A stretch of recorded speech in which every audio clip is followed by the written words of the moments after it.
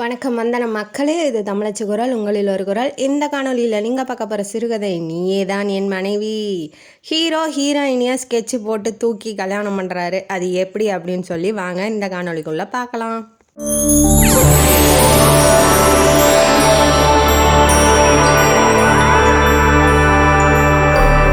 இந்த கதையோட ஆரம்பத்தில் ஹீரோயினியை இன்ட்ரடியூஸ் பண்ணுறாங்க. ஹீரோயினி வினயா காலேஜில் லாஸ்ட் இயர் பண்ணிகிட்ருக்காங்க. கல்ச்சுரல் ப்ரோக்ராம் மாதிரி நடக்குது. அவங்க டான்ஸ் ஆடுவாங்க, பாட்டு பாடுவாங்க, அப்புறம் நல்லா பேசவும் செய்வாங்க. பேச்சு போட்டியில் எல்லாத்துலேயுமே ஃபஸ்ட் ப்ரைஸுங்கிறதுனால அவங்க காலேஜ்லேயே கொஞ்சம் பிரபலமாக இருக்கிறாங்க. அவங்க இப்போ இன்றைக்கி பாட்டு பாட, டான்ஸ் ஆட வீணையெல்லாம் ரெடி பண்ணிகிட்ருக்காங்க. பரதநாட்டியம் சூப்பராக ஆடுவாங்க. அப்படிங்கிறதுனால ஃபங்க்ஷனில் இப்போ அவங்களோட நிகழ்ச்சி நடக்க போகிறதுங்கிறதுனால பரபரப்பாக வீட்டிலேருந்து கிளம்பி காலேஜுக்கு போகிறாங்க. காலேஜில் எல்லாம் இப்போ கல்ச்சுரல்ஸ்னால் சரி நிறையா கெஸ்ட்டெல்லாம் கூப்பிட்ருப்பாங்க இல்லையா. அதில் ஒரு கெஸ்ட்டு தான் நம்ம ஹீரோவான ஜெயச்சந்திரன். அவர் பிஸ்னஸ் மேனு, ரொம்ப பெரிய ஆளுங்கிறதுனால அவரை கூப்பிட்ருக்காங்க. இவர் டான்ஸ் ஆடுறா, பாட்டு பாடுறா எல்லாத்தையும் பார்த்து ஜெயச்சந்திரனுக்கு ரொம்ப பிடிச்சி போயிடுச்சு. சிறப்பு ப்ரைஸ், அதாவது நிறைய ப்ரைஸ் வாங்கினதுக்காக சிறப்பாக ஒரு ப்ரைஸ் தராங்க. அதை ஜெயச்சந்திரன் கையாலேயே கொடுக்க வைக்கிறாங்க. அப்போ ஜெயச்சந்திரன் கையை பிடிச்சிக்கிட்டு விட மாட்டேங்கிறாரு. கைக்கு குலுக்குவாங்க இல்லையா, ஹேண்ட் ஷேக் பண்ணுவாங்க இல்லையா. அதனால அவளும் மேடை நகர்த்திக்காக ஹேண்ட் ஷேக் பண்ணுறா. பண்ணிகிட்டே என்ன நினைக்கிறா அப்படின்னா, ஏன் நான் மட்டும் ஏன் வந்தாலும் இப்படி குறுகுறுன்னு பார்க்குறான் நம்மளை அப்படின்னு சொல்லிட்டு. இப்போ ஒருத்தர் பார்க்குறதுலையே ரசித்து பார்க்கறதுக்கும் ஒருத்தங்க வேணும் அப்படின்னு சொல்லி குறுகுருன்னு பார்க்கறதுக்கு வித்தியாசம் தெரியும் இல்லையா. அந்த மாதிரி அவன் என்ன பண்ணுறா, இவன் ஏன் நம்மளே பார்க்குறான் அப்படின்னு சொல்லிட்டு ஆடும்போதும் நினச்சிருப்பா, பாடும்போதும் நினச்சிருப்பா. இப்போ கை கொடுக்கும்போது ரொம்ப ஹார்ஷாக அழுத்தி கையை கொடுக்குறாப்புல. அவள் என்னடா அது அப்படின்னு சொல்லிட்டு நினைக்கிறா. இவளுக்கு ஆல்ரெடி வீட்டில் மாமா பையன் பிரசாந்த்ங்கிறவன், அவனை கல்யாணம் பண்ணி வச்சிடலாம் அப்படின்னு ரெண்டு வீட்லேயும் பேசி முடிவு பண்ணி வச்சுருக்காங்க. சின்ன வயசுலேருந்தே அதுதான். இப்போ அவன் கை குலுக்கிறது, அவன் பார்க்குறது அப்படிலாம் அவன் மறக்க முடியல அவனால். அந்த ப்ரோக்ராம்லாம் முடிஞ்சிருச்சு. மறுநாள் என்ன ஆகுது, காலேஜுக்கு போகிறா. இவன் ஏன் இப்படி பண்ணி நடந்துக்கிறான், இவன் ஏன் நம்மளே பார்த்துட்டு இருந்தான் அப்படின்னு சொல்லி இவளுக்கு ஒரு ஆச்சரியமாக ஆயிடுச்சு. மறுநாள் காலேஜுக்கு போகிறா. போனோடனே என்ன பண்ணுறாங்க, ஜெயச்சந்திரன் உங்களை கூப்பிட்றாங்க அப்படின்னு சொல்லிட்டு ஒரு ஸ்டாஃப் ரூம் மாதிரி இருக்குது இல்லையா, அந்த ரூமில் அவர் உக்காந்துருக்காப்புல. இவன் போகிறா. இவன் எதுக்கு நம்மளை கூப்பிட்றான் தேவையில்லாமல் அப்படின்னு சொல்லிட்டு இவன் போகிறான். போனதுக்கப்புறம் அவன் என்ன சொல்கிறான், நீங்கள் ரொம்ப நல்லா பண்ணீங்க. இப்போ இன்ட்ராக்ட் அவன் லவ் பண்ணுறான். இப்போ அதை சொல்லி ஆகணும் இல்லையா. எவ்வளோ டீசெண்டாக எவ்வளோ நாசூக்காக சொல்கிறான் பாருங்க. இப்போ அவன் என்ன பண்ணுறான், நீங்கள் ரொம்ப நல்லா டான்ஸ் ஆடுறீங்க, நல்லா பாட்டு பாடுறீங்க, நல்லா பேசுகிறீங்க, அதனால் உங்களுக்கு ஏதாவது இப்போ முடிஞ்சிருச்சுன்னா, காலேஜ் முடிஞ்சிருச்சுன்னா நானே உங்களுக்கு வேலை வாங்கி தரேன். எனக்கு தெரிஞ்ச ஸ்கூலில் டீச்சர், பாட்டு டீச்சராகவும் இல்லை பரதநாட்டியம் நீங்கள் கற்றுத்தரதா இருந்தால் அதுக்கும் நான் ஏற்பாடு பண்ணி தரேன் அப்படின்னு இவர் சொல்கிறத கேட்டோன்னா அவள் காண்டாயிட்டா. ஏன் எனக்கு மட்டும் தனியாக நீங்கள் எல்லாம் பண்ணணும் அப்படின்னு சொல்லி கேட்கும்போது, ஏன்னா நீங்கள் ரொம்ப திறமைசாலி அதனால தான் அப்படின்னு சொல்லி அவர் சொல்கிறாரு, ஜெயச்சந்திரன் சொல்கிறாப்புல. உடனே வினயா சரி எனக்கு தோணுச்சுன்னா நான் உங்கள்கிட்ட சொல்கிறேன், வேலைக்கு போகிற மாதிரி இருந்தா. அப்புறம் கடைசியாக இன்னொரு வேலையும் இருக்குது. அது என்ன அப்படின்னா, எனக்கு ஒய்ஃபாக வர்ற வேலை தான். அதுக்கு உங்களுக்கு சம்மதம்னா சொல்லுங்கள். எப்படி சொல்கிறான் பாருங்க, என்னென்ன பேசி எப்படி சொல்கிறான் பாருங்க. உடனே அவன் நீங்கள் இது வரைக்கும் சொன்ன வேலையெல்லாம் ஓகே தான், ஆனால் லாஸ்ட்டாக சொன்னீங்க பார்த்தீங்களா, அந்த வேலை எனக்கு செட் ஆகாது. ஏன்னா நான் ஆல்ரெடி எங்கள் மாமா பையனுக்கு கல்யாணம் பண்ணுறதா வீட்டில் எல்லாம் பேசி முடிவு பண்ணி வச்சுட்டாங்க, அதனால் நடக்காத காரியம் அப்படின்னு சொல்லி அவள் சொல்லும் போது, அதெல்லாம் நாட் இம்பாசிபிள், நீ எனக்கு தான் அப்படிங்கிறான். உடனே ஒருமையில் பேச ஆரம்பிச்சு, நீ எனக்கு தான் வினயா, அதெல்லாம் யாராலையும் ஒன்றும் பண்ண முடியாது, நான் தான் உன்னை கல்யாணம் பண்ணுவேன், நீ வேணால் அடித்து எழுதிக்கோ, பத்திரத்தை வேணாலும் அடித்து எழுதிக்கோ, நான் தான் உனக்கு புருஷனாக வரப்போகிறேன் அப்படின்ன வாட்டி அவள் காண்டாயிரா. சரி அப்படியா, நான் இன்னும் கொஞ்ச நாள் என்னோடய பத்திரிக்கை எடுத்துகிட்டு உனக்கு வைக்க போகிறேன், நீங்களும் வந்துடுங்க ரிசப்ஷனுக்கு, இல்லை கல்யாணத்துக்கு வந்தாலும் ஓகே தான் அப்படின்னு சொல்லிட்டு இவன் கிளம்பிடுறா. கிளம்பும் போது என்ன நினச்சிட்டு போகிறான்னா, இவன் பெரிய மன்மதனா, இவன் பெரிய பெரிய சீன் போடுறான் நம்மள்கிட்ட, என்ன பார்த்தவொன்னே பிடிச்சிருக்குங்கிறான், நான் தான் உனக்கு புருஷனாக வருவேங்கிறான். கொஞ்சம் கூட அதே இல்லை. இப்போ ஒருத்தர் அன்பாக அணுகிறதுக்கும் நீ தான் அப்படின்னு சொல்லி ஒரு மாதிரி ஹார்ஷாக போகிறதுக்கு வித்தியாசம் இருக்குது இல்லையா? இவன் கொஞ்சம் அன்பாக மூவ் பண்ணியிருந்தா அவள் சைட்லேருந்து கொஞ்சம் அன்பு எதிர்பார்த்துருக்கலாம். இவன் கொஞ்சம் ரூடாக பிஹேவ் பண்ணுறான் இல்லையா? அதனால அவனும் வந்து சரி இவன் எத்தனை பெரிய ஆளாக இருந்தாலும் பரவாயில்ல, நம்ம கல்யாணத்துக்கு பத்திரிக்கை இவனுக்கு தான் முதல்ல வைக்கணும் அப்படின்னு சொல்லிட்டு இவ போகிறா. அவ்வளோதான், அவன் சொன்னதோட அவ்வளோதான். அப்புறம் காலேஜ் பக்கமே வரல. இவளுக்கு எக்ஸாம் டைம்ங்கிறதுனால எக்ஸாமில் கான்சன்ட்ரேஷன் பண்ணி படிக்க ஆரம்பிக்கிறா. படித்து முடித்தோடனே பிரசாந்தையே கூப்பிட்றா இவன். ஏன்னா இவன் வந்து நான் சவால் விட்டுருக்கான் இல்லையா? அதனால் பிரசாந்தை கூப்பிட்டு இந்த மாதிரி நம்ம கல்யாணம் பண்ணிக்கலாம், எப்போன்னு சொல்லு, சீக்கிரமாக பண்ணிட்டா நமக்கும் நல்லது அப்படின்னு சொல்லவும் பிரசாந்துக்கு ஒரே ஆச்சரியம். என்ன இது வரைக்கும் இதை பற்றி நீ பேசினதே இல்லை, இப்போ வந்து திடீர்னு பேசுகிற. ஓகே நீ படித்து கொஞ்சம் வேலைக்கு போ, நானும் எனக்கு தொழில் அமைச்சிக்கிட்டு நானும் வேலைக்கு போனதுக்கப்புறம் பண்ணிக்கலாமே, இப்போ ஏன் அர்ஜென்ட்டாக பண்ணோம் அப்படின்னாட்டி, என்ன நீ இப்படி சொல்கிற, இப்பயே பண்ணாதான் நம்ம வாழ்க்கையில் முன்னேற முடியும். அவளுக்கு வந்து அவன் சவாலில் தோக்கணும் அப்படிங்கிறதுக்காக அர்ஜென்ட்டாக கல்யாணம் பண்ணணும்னு நினைக்கிறா. சரின்னு சொல்லிட்டு 2 வீட்டில் ஆல்ரெடி பேசி வச்சது தானே, அதனால எல்லாம் பேசி முடித்து பத்திரிக்கைலாம் அடிச்சிடுறாங்க. அடித்தோடனே இவன் வந்து பத்திரிகை யாருக்கு, சாமிக்கு வச்சுட்டு 2வது வந்து அவனுக்கு ஜெயச்சந்திரனுக்கு வைக்கிறதுக்காக இப்போ காலேஜில் போய் அட்ரஸ் வாங்குறா. அவங்க கம்பெனி அட்ரஸ் தான் கொடுக்குறாங்க. உடனே கம்பெனிக்கு போகிறா. நேராக பத்திரிக்கை எடுத்துகிட்டு போனோடனே எல்லாரும் அவளே பார்க்குறாங்க. அவளுக்கு ஒரு மாதிரியாக தான் இருக்குது, ஆக்வர்டாக இருந்தாலும் பரவாயில்ல, நம்ம பத்திரிக்கை தானே வைக்க வந்திருக்கோம் அப்படின்னு சொல்லிட்டு இவன் பார்க்காத மாதிரி உள்ளே போயிடுறான். உள்ளே போனோடனே நாக் பண்ணுறாங்க. டோரை நாக் பண்ணோன்னே வாங்க உள்ளே வாங்கினோடனே, இந்தாங்க நீங்கள் சொன்ன மாதிரி எதுவும் நடக்கலை, நான் சொன்ன மாதிரி தான் நடந்திருக்கு, இந்தாங்க என்னோடய கல்யாண பத்திரிக்கை அப்படின்னு சொல்லி வைக்கும் போது அவன் வந்து காண்டாவான், கடுப்பாவான், எல்லாம் திட்டுவான், ஏதாவது டென்ஷன் ஆகி முகம்லாம் மாறும், அதை பார்த்து நம்ம ரசிக்கலாம் அப்படின்னு சொல்லிட்டு இவ போயிருப்பான். ஆனால் அவன் நினச்ச மாதிரி ஒன்றுமே நடக்கலை. ஓ பத்திரிக்கையாம்மா, சரி கொண்டாம்மா, எப்படியா இருந்தாலும் நான் தான் உனக்கு தாலி, ஆட்டிடியூடை பாருங்கள், எப்படியா இருந்தாலும் நானே உனக்கு தாலி கட்ட போகிறேன், இதெல்லாம் ஏமா வேஸ்ட்டாக அடிச்சுக்கிட்டு இருக்க அப்படின்னு சொல்லிட்டு அப்பயும் அவன் வந்து அந்த கான்ஃபிடென்ஸை விடவே இல்லை. இவளுக்கு ஒரே ஆச்சரியமாயிடுச்சு, என்னடா சொல்கிற அப்படின்னு சொல்லிட்டு, சரி நீங்கள் நினச்சிக்கிட்டா நான் பொறுப்பு கிடையாது அப்படின்னு சொல்லிட்டு பத்திரிக்கை வச்சுட்டு கிளம்பலான்னு போகும்போது கையை பிடிச்சி இழுத்துட்றான். நெஞ்சு மேலே சாஞ்சிட்றா. அவள் இப்போ ஹார்ஸாக இழுக்கும் போது அவள் இழுத்த வேகத்துக்கு அப்படியே போய் அவன் மேலே மோதி அப்படியே இருக்கிறா. இவன் பிடிச்சிக்கிட்டு சொல்கிறான், நீ வேணால் எழுதி வேணால் வச்சுக்கோ, நான் தான் உனக்கு புருஷன், நீ தான் எனக்கு பொண்டாட்டி அப்படின்னு சொல்லிட்டு காதில் சொல்கிறான். இவன் வந்து டென்ஷன் ஆகி தள்ளி விட்டு, அதெல்லாம் நடக்காது, இன்னமா நீங்கள் நம்பிக்கிட்டு இருக்கீங்க அப்படின்னு சொல்லிட்டு இவளுக்கு வந்து உள்ளூர பிடிச்சிருக்கு ஜெயச்சந்திரனை. ஆனால் அவன் சவால் வர்ற மாதிரி பேசுகிறான் இல்லையா, நீ ஜெயிக்க மாட்டேன், நீ தோற்றுருவ, நான் தான் ஜெயிப்பேன் அப்படிங்கிற மாதிரி பேசுறதுனால அவளுக்கு வந்து எப்படியாவது இந்த கல்யாணத்தை பண்ணிடணும், அவனை வந்து தோக்கடிச்சிடணும் அப்படிங்கிற ஒரே நினப்பு தான் இருக்குது.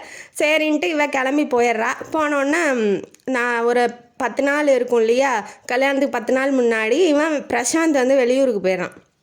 ஃபோனும் பண்ணல, ஒரு நாளைக்கு 3 தடவை ஃபோன் பண்ணுவான். ஃபோனும் பண்ணலங்கும் போது அவங்க அத்தைக்கிட்ட வந்து ஃபோன் பண்ணி கேட்கும் போது, இந்த மாதிரி அவனுக்கு இன்றைக்கே ஜாயின் பண்ணுமா, இல்லைனா அந்த வேலை கிடைக்காதான், வெளிநாட்டில் பெரிய வேலை, அதனால இன்றைக்கே போய் ஜாயின் பண்ணோம், கல்யாணம் தானே, இப்போ ஏற்கனவே பேசி வச்சது தானே, கொஞ்சம் தள்ளி போட்டால் ஒன்றும் பிரச்சனை இல்லை அப்படின்னு சொல்லி அவங்க அத்தை வந்து சொல்லிடுறா. என் பையன் வாழ்க்கை தான் எனக்கு முக்கியம்னு.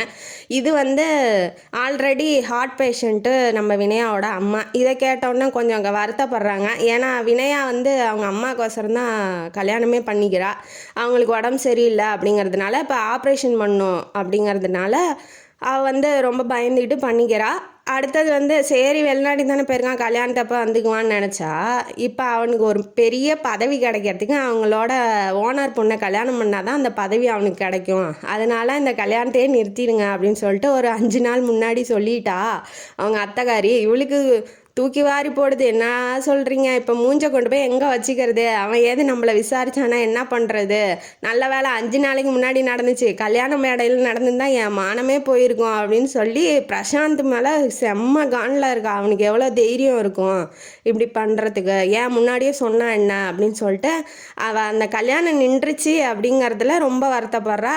அவன் வேற ஒருத்தையும் கல்யாணம் பண்ணான்னா எங்கேயோ போனா என்ன, அதை பற்றி அவளுக்கு கவலையே இல்லை. வினயாவோட கல்யாணம் நின்னதுனால அவங்க ரொம்ப கஷ்டப்படுறாங்க. அவங்க அம்மா என்ன இப்படி ஆயிடுச்சு, சொந்தக்காரங்களே இப்படி பண்ணிட்டாங்களே அப்படின்னு சொல்லி ரொம்ப மனசு உடஞ்சி ரொம்ப சீரியஸான நிலைமைக்கு போயிட்டாங்க. நான் ஆப்ரேஷன் பண்ணுறதுக்கு முன்னாடி வினயாவோட கல்யாணத்தை பார்த்துட்டு தான் ஆப்ரேஷன் பண்ணுவேன் அப்படின்னா, வினயா என்ன இதில் இருக்கான்னா, நமக்கு இனிமேட்டு கல்யாணமே வேணாம், போதும், கல்யாணமும் வேணாம், எந்த கருமாந்திரமும் வேண்டாம், நம்ம பாட்டுக்கு நம்ம இருந்துக்கலாம்னு நினைக்கிறா. ஆனால் அம்மா வந்து இப்படி சொல்கிறதுனால அவங்க உடல்நிலையை மனசில் வச்சுக்கிட்டு நீங்கள் யாரை வேணாலும் பாருங்கப்பா, இனிமேட்டு என்ன எனக்கு, நான் கல்யாணம் பண்ணிக்கிறேன்ப்பா அப்படின்னு சொல்லிட்டா. இப்போ வந்து நம்ம ஹீரோ வந்து என்ட்ரி ஆகிறாப்புல. ஹீரோ வந்து பிடிச்சிருக்கு அவங்க அம்மா அப்பாவுக்கு, வினயாவோட அம்மா அப்பாவுக்கு ரொம்ப பிடிச்சிருக்கு. அவன் பேரும் கேட்கல, ஊரும் கேட்கல, நீங்கள் பார்த்து ஓகேன்னா ஓகேப்பான்ன வாட்டி கல்யாணம் பண்ணுற மண்டபத்தில் கல்யாண மேடையில் உட்காந்துட்டு இருக்கா. தாலி கட்டும்போது தான் பார்க்குறா நம்ம ஜெயச்சந்திரன்னு. அவளுக்கு ஷாக் ஆயிடுது. அடப்பாவி, நீ சொன்ன மாதிரியே, நீ நினச்ச மாதிரியே சாதிச்சிட்டல்ல அப்படின்னு சொல்லி அவளுக்கு காண்டாவரா. அவள் சுச்சுவேஷன் அதுதானே, அவள் என்ன பண்ண முடியும், ஒன்றுமே பண்ண முடியாது. அவன் தான் நம்பி இருந்தவன் ஓடி போயிட்டான். இப்போ என்ன பண்ணுறது, அது ஒன்றும் பண்ண முடியாது. சரி கல்யாணமும் பண்ணிட்டான். இப்போ ஃபஸ்ட் நைட் வருது. ஃபஸ்ட் நைட் வந்தோடனே இவன் என்ன நினச்சிக்கிட்டு போகிறா அப்படின்னா, இவன் வந்து சிரிச்சுக்கிட்டே நம்மளை கழுத்தறுத்தான்ல. இப்போ சிரிச்சுக்கிட்டே வந்து நம்மளை கல்யாணம் பண்ணி, நான் காண்டாக இருக்கேன், நான் வந்து உன்னை கல்யாணம் பண்ணிக்க முடியாதுன்னு சொல்லியும் ஆட்டிடியூடாக பேசி, ஒரு திமிரு பிடிச்சத்தனமாக பேசி நம்மளை கல்யாணம் பண்ணி நம்மளை தோக்கடிச்சிட்டான்ல.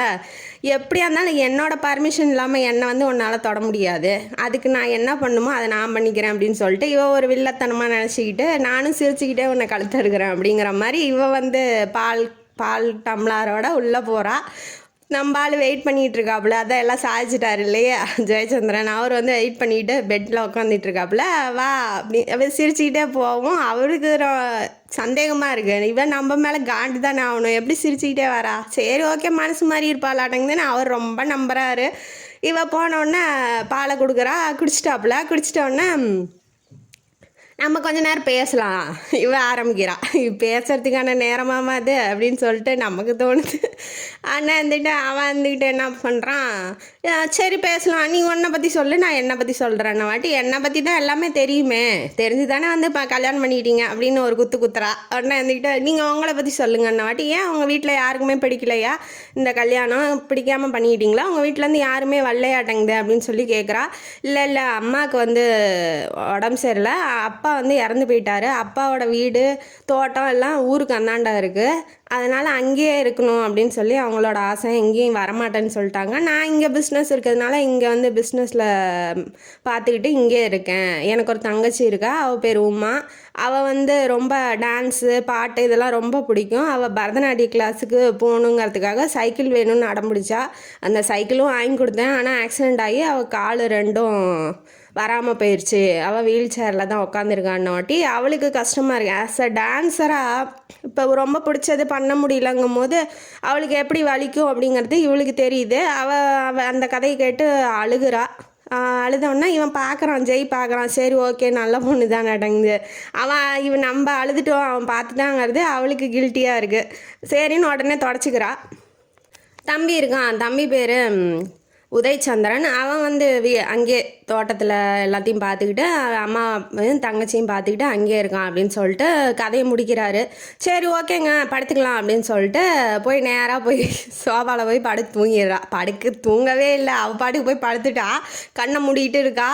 இப்போ இவன் என்ன பண்ணுறதுன்னு இவனுக்கு ஒன்றும் புரியல. வந்தால் கேட்டால் அவள் பாட்டுக்கு போய் படுத்துட்டா, என்னடா பண்ணுறது, இப்போ போய் எழுப்புனா அவன் சண்டைக்கு வருவாளா அப்படின்னு சொல்லி அவனுக்கு வந்து ஒன்றுமே புரியல. நடக்கிறான், குட்டி போட்ட போன மாதிரி இந்தாண்டா அந்த ரூமையே நடக்கிறான். இவன் என்ன நினச்சி, நடராஜா நட, இந்தமாரி வாழ்க்கை ஃபுல்லாக நீ நடந்துட்டு தான் இருக்கணும், என்னை வந்து நீ சேலஞ்சில் வேணால் ஜெயிச்சிருக்கலாம், ஆனால் வாழ்க்கையில் என்னோட பர்மிஷன் இல்லாமல் நீ ஒன்றும் பண்ண முடியாது அப்படின்னு சொல்லி அவன் நினச்சிக்கிட்டு படுத்துக்கிட்டு இருக்கா. பார்க்கலாம் என்ன தான் ஆகுது அப்படின்னு சொல்லிட்டு. அப்புறம் மறுநாள் ஆயிடுது. அவங்க அம்மா அப்பாட்டெல்லாம் அழுது முடித்து அந்த சீன்லாம் முடிஞ்சிட்டு இவன் இருக்கிற ஃப்ளாட்டுக்கு கூட்டிகிட்டு போகிறான்.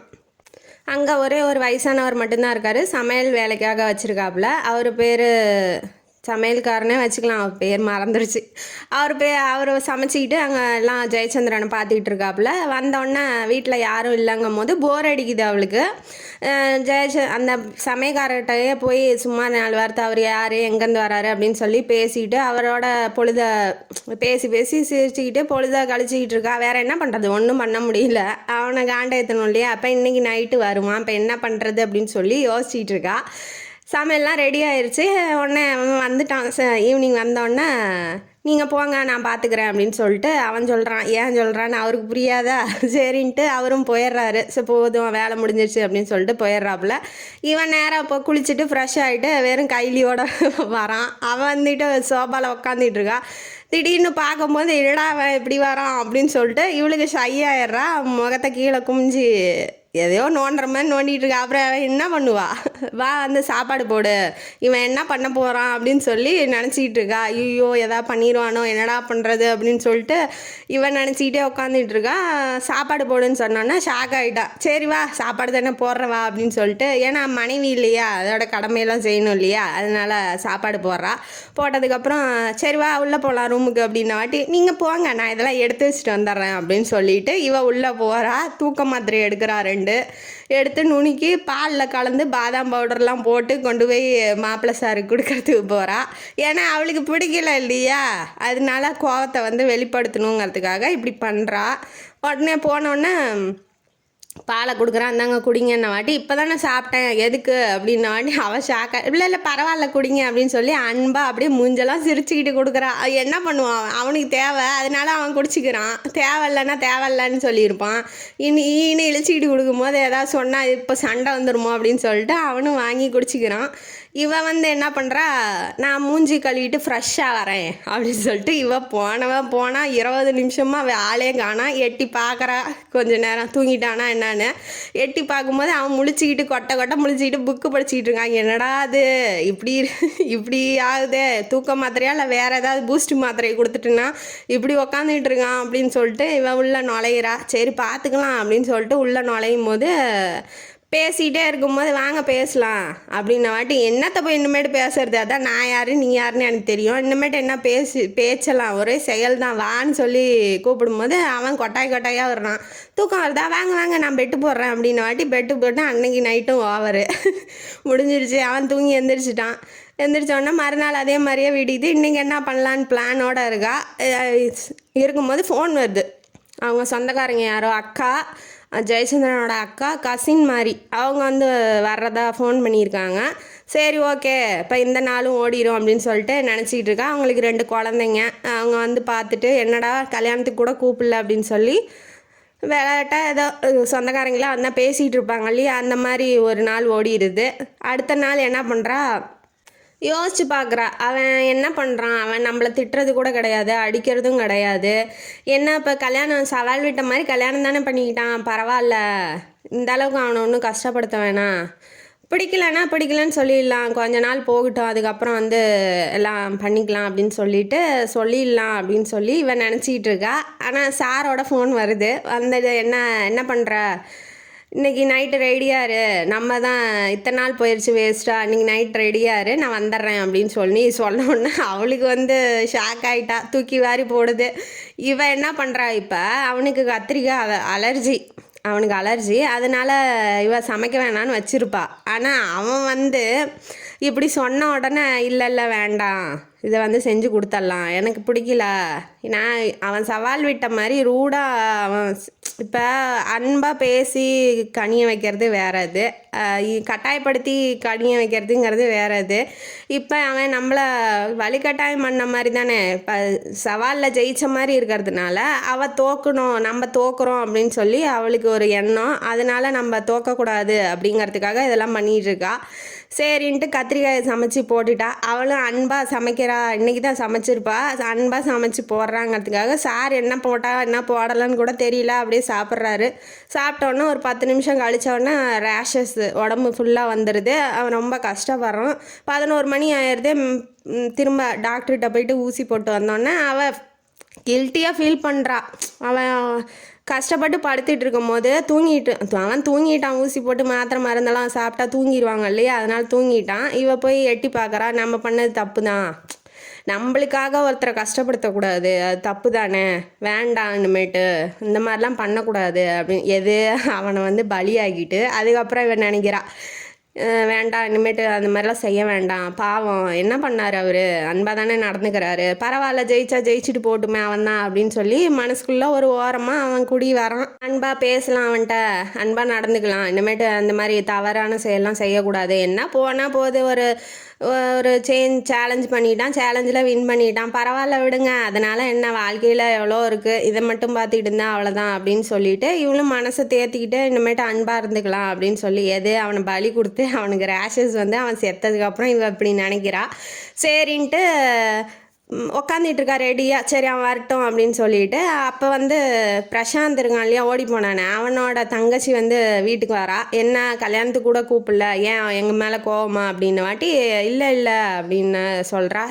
உங்கள் அண்ணன் பண்ண லட்சணத்துக்கு தான் நான் இங்கே வந்து இப்படி சின்னப்பட்டுக்கிட்டு இருக்கேன், உங்கள் அண்ணன் ஏன் இப்படி பண்ணிகிட்டு இருக்கான் அப்படின்னு கேட்டதுக்கப்புறம், ஏன் அவனுக்கு தெரியாதா, ஜெயச்சந்திரன் தான் சொன்னாப்புல அங்கே வேலை இருக்குது ஜாப் இருக்குது போங்க அப்படின்னு சொல்லிட்டு, ஏன் அவர் உங்ககிட்ட எதுவுமே சொல்லலையான்னு புட்டை பூரா உடச்சி விட்டுட்டா.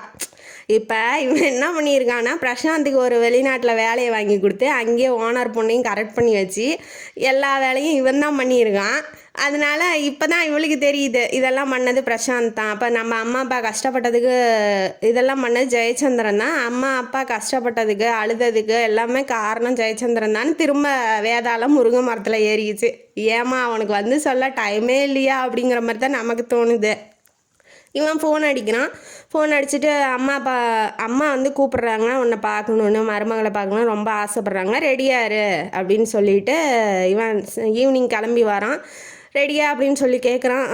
ரெடியாக தான் இருக்கேன் அப்படின்னு சொல்லிட்டு இவ கொஞ்சம் கடுப்பாக பேசுவோம். என்ன கோவமாக தெரியலையே, சரி போகும்போது பேசிக்கலான்னு கூட்டிகிட்டு போகிறான். காரில் கேட்குறான், போகும்போது ஊருக்கு போகும்போது காரில் கேட்குறான், ஏம்மா என்னாச்சுமா அப்படின்னு சொல்லி கேட்கும்போது, ஏன் நான் சொல்லி தான் உங்களுக்கு தெரியணுமா, எல்லாமே உங்களுக்கு தெரிஞ்சது தானே, அம்மா அப்பா கஷ்டப்படுறாங்க, அது கூட உங்களுக்கு வந்து பெருசாக தெரியல, உங்கள் சேலஞ்சில் நீங்கள் ஜெயிக்கணும் அப்படிங்கிறதுக்காக என்ன வேணாலும் நீங்கள் பண்ணுவீங்க அப்படின்ன வாட்டி அவர் என்ன சொல்கிறாரு, அது ஏன் சுபாவம், என்னோட நேச்சரே அதுதான், அதாவது எது எனக்கு பிடிச்சிருக்கோ அதை கண்டிப்பாக நான் வந்து அடைஞ்சே ஆவேன், என்ன காரணத்துக்காகவும் யாருக்காகவும் விட்டு கொடுக்க மாட்டேன் அப்படின்னு சொல்லி அவர் சொல்கிறாரு. அதுவும் இல்லாமல் நீயும் பிரசாந்தும் லவ் பண்ணிங்களா சொல்லு அப்படின்னு சொல்லி கேட்குறாப்புல. இதில் என்ன கொஷின், இது ஒரு கொஷினா அப்படின்னு சொல்லி கேட்குறான். ஆமாம், இப்போ அவன் வெளிநாட்டுக்கு போயிட்டான், கல்யாணம் நின்றுச்சுங்கிறதுனால தானே நீ கஷ்டப்படுற, அவன் வேற ஒருத்தையும் கல்யாணம் பண்ணிக்கிறான், வேற ஒருத்தி கூட போகிறான் உன்னை விட்டுட்டுங்கிறதுல உனக்கு எந்த விதமான பொசசிவோ எந்த பொறாமையும் வரலையே, அப்போ நீ லவ் பண்ணலன்னு தானே அர்த்தம் அப்படின்னு சொல்லி அவன் உண்மையை சொல்லும் போது, ஓ அப்படியா அப்படின்னு சொல்லி அவளும் யோசிக்கிறா. ஆமாம், அவன் ஏன் கல்யாணத்தை நிறுத்தினான் அப்படிங்கிறதுல தான் எனக்கு கோவம், அவன் வேற ஒருத்தையும் கல்யாணம் பண்ணிக்கிட்டதில் எனக்கு எந்த விதமான அப்ஜெக்ஷனுமே இல்லையே அப்படின்னு சொல்லி அவளும் நினைக்கிறா.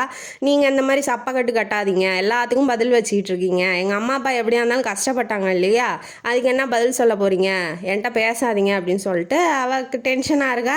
சாரும் புரிஞ்சுக்கிறாரு, சரி ஓகே டென்ஷனில் இருக்கா, இப்போ எதுவும் பேச வேண்டாம் அப்படின்னு சொல்லிட்டு வீட்டுக்கு போகிறாங்க. அவங்க அம்மாக்கெல்லாம் பார்த்தோன்னே பிடிச்சிருக்கு வினயாவை. அவங்க தங்கச்சி டான்ஸ் ஆட சொல்லி காமிங்க அப்படின்னு சொல்லி சொல்கிறா. அவளும் டான்ஸ் ஆடி காமிக்கிறா. அவளுக்கும் சில ஸ்டெப்ஸ் எல்லாம் வந்து சொல்லி கொடுக்குறா, அப்படியே உக்காந்து பரதம் பிடிக்கிற மாதிரி அதெல்லாம் அவள் கற்றுக்கிறா. அவளுக்கும் ரொம்ப பிடிச்சிருக்கு, அண்ணின்னு ரொம்ப பாசமாக இருக்கா. அவன் தம்பியும் வந்து இவ பேச்சாளர் இல்லையா, அவர் பேச பேச இவளும் சரிக்கு சும்மா பேசுறதை பார்த்து அண்ணி சூப்பர் அப்படின்னு சொல்லி அவனுக்கும் பிடிச்சிருக்கு.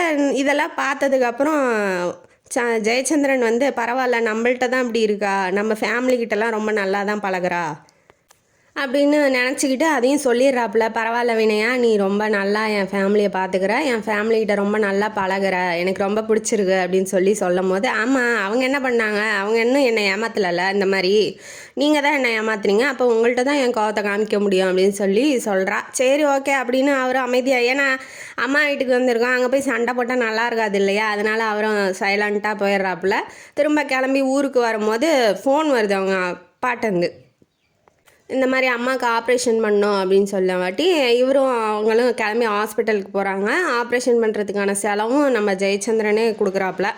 கொடுத்தோடனே நீங்கள் இந்த மாதிரி மாப்பிள்ளை கிடைக்க நான் தவம் பண்ணியிருக்கணும், இந்த மாதிரி மாப்பிள்ளை நான் எங்கே தேடினாலும் கிடைக்காது, எங்களோட கஷ்டத்தை கூட உங்களோட கஷ்டமாக நினச்சி இப்படி வந்து ஹெல்ப் பண்ணுறது இந்த உலகத்தில் யார் இருக்கா, சொந்தக்காரங்க கூட இப்படி பண்ண மாட்டாங்க மாப்பிள்ளை அப்படின்னு சொல்லி கட்டி பிடிச்சிக்கிறாரு அப்பா. நான் ரொம்ப தங்கமானவர், உங்களுக்கு என் பொண்ணை கொடுத்ததுக்கு நான் தான் சந்தோஷப்படணும் அப்படின்னு சொல்லி இதெல்லாம் பார்க்கும்போது வினயாவுக்கு வந்து ரொம்ப பிடிச்சிருக்கு. சரி அம்மா அப்பாவெல்லாம் நல்லா பார்த்துக்கிறாரு, அவர் ஒன்றும் கஷ்டப்படுத்தலை அப்படின்னு சொல்லி நினைக்கிறா. இவரையே தரணும், நம்ம எதுவுமே அவருக்கு ஒய்ஃபுங்கிறத பண்ண. இப்போ ஒரு சில பேர் இருப்பாங்க இல்லையா, நீ எனக்கு எதுவுமே பண்ணல, நான் ஏன் உனக்கு பண்ணணும் அப்படின்னு சொல்லி சண்டை இழுப்பாங்க. அதே மாதிரி நீ ஏன் என்கிட்ட வந்து அன்பாக நடந்துக்க மாட்டேங்கிற, ஏன் இப்படி நடந்துக்கிற அப்படின்னு சொல்லி அதுக்கெலாம் வம்பிழுப்பாங்க. போய் ஊரே சொல்லி வைப்பாங்க. அந்த மாதிரி அவன் இல்லை இல்லையா, அப்போ அவனுக்கு தேவை கல்யாணம் பண்ணணும். அவளை கல்யாணம் பண்ணிக்கிட்டான்.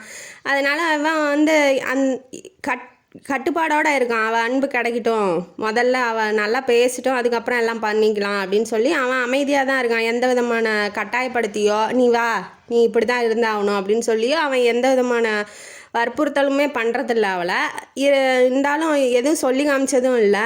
அம்மா அப்பாவுக்கு ஹெல்ப் பண்ணும்போது அவனை பிடிச்சிருக்கு அவளுக்கு. சரி போ, அவன் கல்யாணம் தானே பண்ணிக்கிட்டான் அப்படின்னு சொல்லி பிடிச்சிருக்கு அவளை. கொஞ்சம் கொஞ்சமாக லவ் பண்ண ஆரம்பிக்கிறா ஜெயச்சந்திரனை. ஹாஸ்பிட்டல்லே அம்மா பார்த்துட்டு இருக்கிறதுனால அப்பப்போ வந்து போகிறான், செலவுக்கு தேவையான காசு தரான், என்ன வேணுமோ நீ உன் உடம்பு பார்த்துக்கோ அப்படின்னு சொல்லி எல்லாமே பண்ணுறான். அதனால் அவளுக்கு பிடிச்சிருக்கு. நீ கிளம்புமா போதும், இல்லை அவங்க அம்மா நல்லா இருக்காங்க, ஒரு 1 மந்த் ஆயிடுச்சு, நீ கிளம்பு அவங்க வீட்டுக்கு போ, இனிமேட்டு இங்கே இருந்தால் மாப்பிள்ளை கோச்சிக்க போகிறாரு அப்படின்னு சொல்லி சொல்கிறான். இல்லை நானே வந்து கூப்பிட்டுக்கிறேன் மாமா, நான் வரேன், இன்றைக்கி வரேன் அப்படின்னு சொல்லிட்டு ஜெயச்சந்திரன் வந்து ஃபோன் அடித்து சொல்லிட்டாப்புல. இவளுக்கு சந்தோஷம். ஏன்னா இப்போ தான் லவ் பண்ண ஆரம்பிச்சிட்டா இல்லையா ஹஸ்பண்டை. அதனால் ஜெயச்சந்திரன் வந்தால் போதும், அவர்கிட்ட இனிமேட்டு அன்பாக தான் நடந்துக்கணும், நம்ம எந்த விதமான தவறும் செய்யக்கூடாது. அதாவது நம்ம ஒன்று நினச்சா அந்த கடவுள் ஒன்று நினைப்பானே, அந்த மாதிரி இப்போ நடக்க போகுது. என்ன அப்படின்னா, இவர் ரெடியாக நல்லா ராணி மாதிரி ஜம்முன்னு ரெடியாகி பொண்ணு மாதிரி சூப்பராக இருக்கா. அவன் வருவான், நம்மளை கூட்டிகிட்டு போவான் அப்படின்னு சொல்லிட்டு வாசலில் வந்து நின்று வெயிட் பண்ணிக்கிட்டு இருக்கா, மாப்பிள்ளை எப்படி வருவார் அப்படின்ட்டு. இவ்வளோ தான் லவ் மூடில் இருக்கா இல்லையா. இப்போ அந்த ஒரு பசங்க ரோட்டில் விளையாடிட்டு இருந்தது பட்டத்தை வந்து விட்டுருதுங்க. அது போய் மரத்தில் மாட்டிக்குது. அதுங்களும் குச்சி வச்சு தட்டி பார்க்குதுங்க, பட்டம் கீழே விழுகல. அக்கா ஹெல்ப் பண்ணுங்க அப்படின்னாட்டி இவன் என்ன பண்ணுறா, சும்மா இல்லாமல் சேரை போட்டு ஏறி அந்த பட்டத்தை எடுக்கிறேன்னு எடுக்க போனால் எடுத்துன்ட்டா.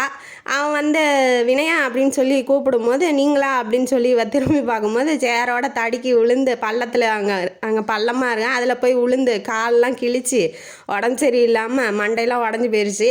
இப்போ ஹாஸ்பிட்டலில் கிடந்தோடனே இவன் முழிச்சு பார்க்கும்போது ஜெயச்சந்திரன் அங்கே இல்லை. அதுக்கு பதிலாக அவங்க அம்மா அப்பா தான் இருக்காங்க. உடம்பு முடியல, ஏன் அவர் இல்லையா அப்படின்னு சொல்லி அவனை தேடுறா. இப்போ ஒருத்தங்களுக்கு உடம்பு சரியில்லைனா தானே அவங்களுக்கு அன்பானவங்க யாராவது கிட்ட வந்து கவனிச்சிக்கிட்டா பிடிக்கும் இல்லையா. அந்த மாதிரி அவள் என்ன நினைக்கிறா, ஹஸ்பண்டு கூடயே இருக்கணும், அவர் நம்மளை தாங்கணும்னு நினைக்கிறா. ஆனால் அவள் வந்து நினைக்கிறது நடக்க மாட்டேங்குதாங்க. அவன் வந்து ஒரு 2 நாள் கழித்து தான் வரான். ஏன் வரல அப்படின்னு சொல்லி விடிய விடிய அழுது அந்த தலையானியே நினச்சி வச்சுட்டா. நாள் தான் வரான். வந்தோடனே அப்பப்போ வந்து என்னான்னு எட்டி பார்க்குறதோட சரி, ரொம்பலாம் வந்து கவனிக்கிறதுலாம் இல்லை. அவங்க அம்மா தான் கவனிச்சிக்கிறாங்க. நீ இருமா வீட்டில் வா, நம்ம வீட்டுக்கு போகலாம், இங்கே இரு அப்படின்னு சொல்லி அவங்க அம்மா கூப்பிடும்போது இல்லைல்ல நான் என் வீட்டுக்கு போகிறேன். முதல்ல அவங்க அம்மா வீட்டில் இருக்கணும்னு ஆசைப்பட்டா, இப்போ வந்து அவனை விட்டுட்டு போகக்கூடாதுன்னு அவன் வீட்டுக்கு போகணுன்னு ஆசைப்பட்றா. என்னத்தான் சொல்கிறது. அவன் வந்து போனோடனே அந்த வயசானவர் தான் வீட்டில் இருக்கிறாரு.